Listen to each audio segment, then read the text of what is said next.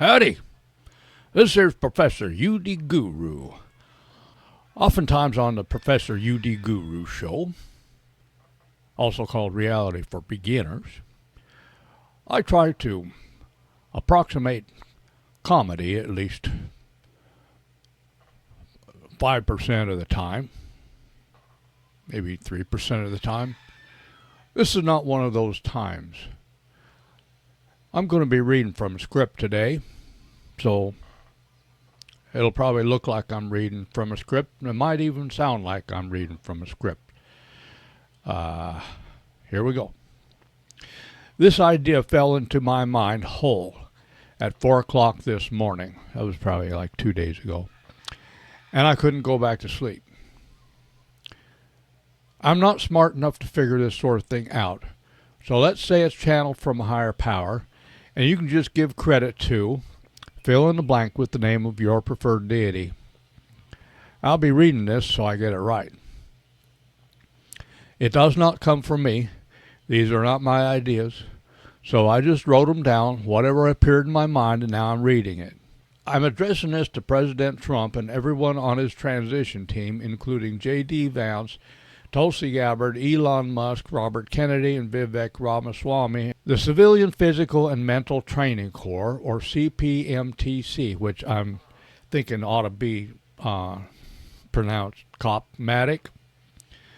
The reason being is that graduates from CPMTC, or the Civilian Physical and Mental Training Corps, or COPMATIC, should be so well respected and trusted that any one of them could walk into a police academy despite anything that they've had in their background and immediately be accepted as a recruit.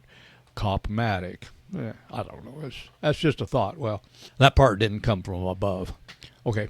The Civilian Physical and Mental Training Corps, or CPMTC, will reinvigorate our infrastructure and our citizenry at the same time while creating real wealth for our country that will resound down through the generations. By real wealth, I mean capable, motivated adults with the principles and training needed to rebuild a solid foundation of strength and common sense to replace the current rot of modern society with solid, real physical and mental education. I don't mean principles pushed via indoctrination. I mean principles learned by doing. The CPMTC will specialize in giving disadvantaged citizens, victims of societal rot who are tired of being victims, and anyone else who wants to sign up, the needed experience to succeed in a tough, competitive world. There will be no indoctrination, just action. The CPMTC will give today's liberal arts higher education establishment a run for its money, among other things. Instead of being based on the gambit of indoctrination, which mimics altruism and pretends to educate, while actually enriching bloated, bottomless school administration salary pits and school loan banksters, the CPMTC will be based on a military model of self-improvement through action. The model of designing and selling this new institution of learning to investors could be discipline, not indoctrination, paychecks, not school loans. It is not a welfare program, must not be a tax burden or a financial loser, so it will be self-supporting via a combination of private sector grants, internship programs, and the production of products for sale. The CPMTC will teach self-discipline to recruits who need it by imposing structure and expecting dedication to results. For example, cell phones will be impounded before breakfast and not returned till after dinner. Marijuana and alcohol will not be allowed in the barracks or anywhere else on campus in spite of whether it's legal in the area or not. Male and female will be separate but equal. Recruits will be taught, for example, to weld, design bridges, and build roads, instead of being taught ideology A, B, or C. There will be unrelenting peer pressure coming from the top down to give up the celebration of victimhood that has been taught to young people now for decades. The CPMTC is based on principles of discipline, but it's not a military school. There will be no guns or weapons anywhere in the organization, but nonviolent self-defense such as Aikido could be taught, since it develops self-confidence and self-respect as well as physical coordination and an alternative to violence. Also an alternative to doing push-ups. Gang members who want to learn a trade can put their spare time energy, craving for intensity, and competitive spirit to the test in basketball or soccer tournaments on campus instead of roving neighborhoods in cars looking for trouble.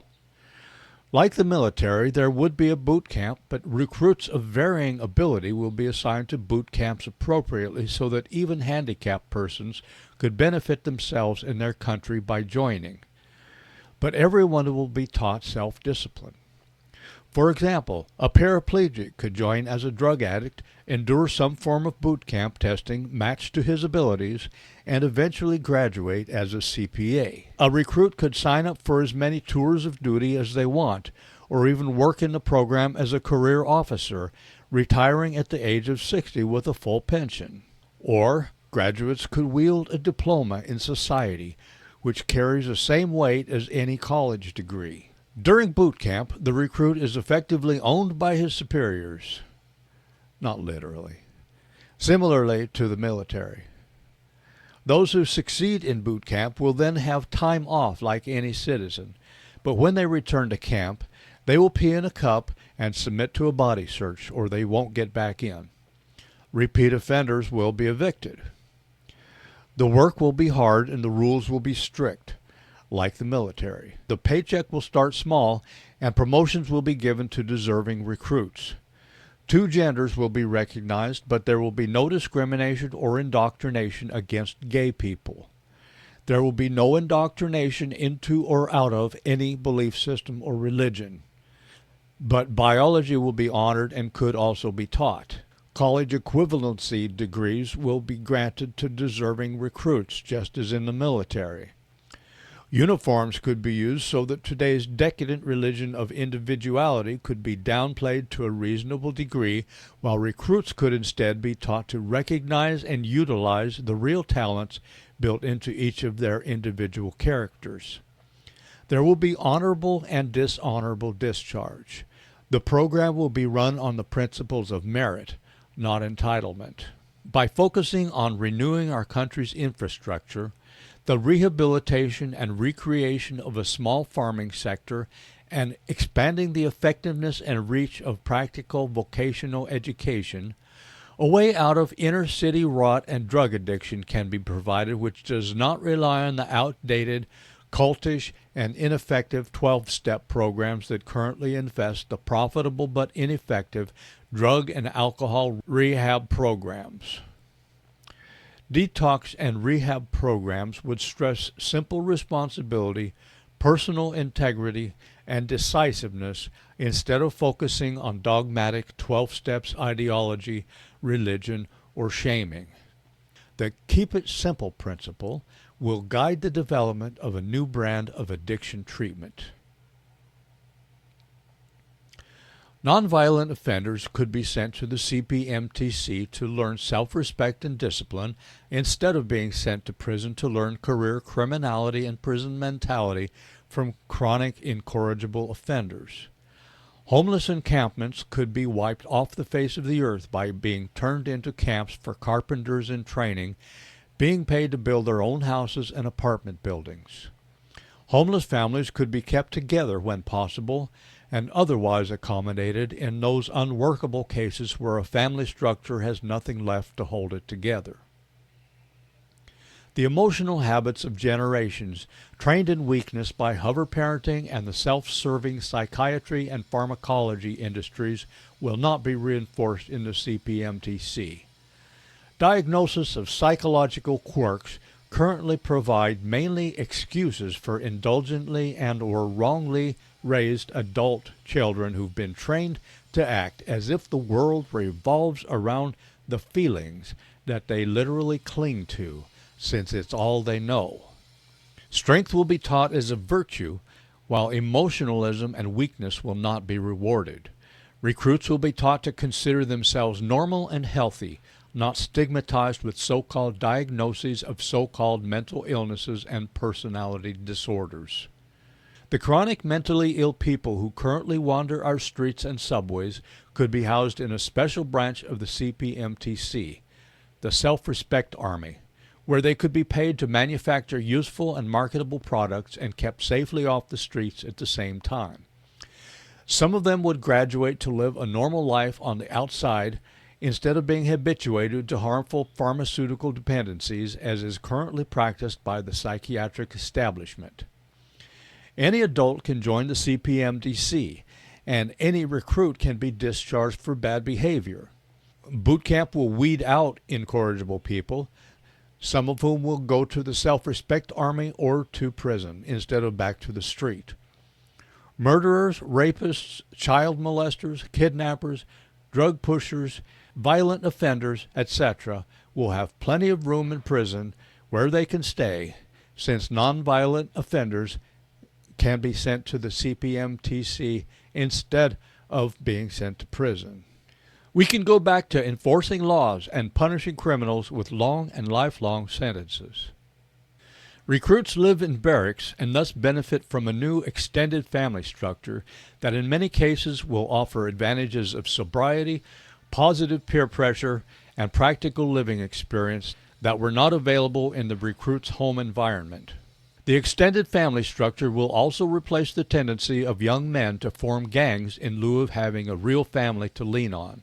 Unlike the communes of counterculture, the recruit's new CPMTC family will be built on the principle of hauling oneself up by one's own bootstraps, teamwork, learning practical skills, and sobriety, while remaining ideologically neutral, irrespective of the recruit's religious upbringing or lack thereof.